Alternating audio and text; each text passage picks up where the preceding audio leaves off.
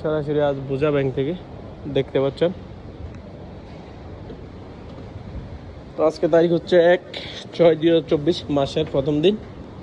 আজকে ডলার ও সর্বশেষ আপডেট যেটা, ডলার রেট আছে অ্যাকাউন্টে বর্তমানে সর্বোচ্চ রেট আপনারা জানেন, সবচেয়ে বেশি রেট থাকে অ্যাকাউন্টে আজকে রেট আছে বোঝা ব্যাংকে 87 টাকা 05 পয়সা, মানে 87 টাকায় 0.5 মূল্য নাই।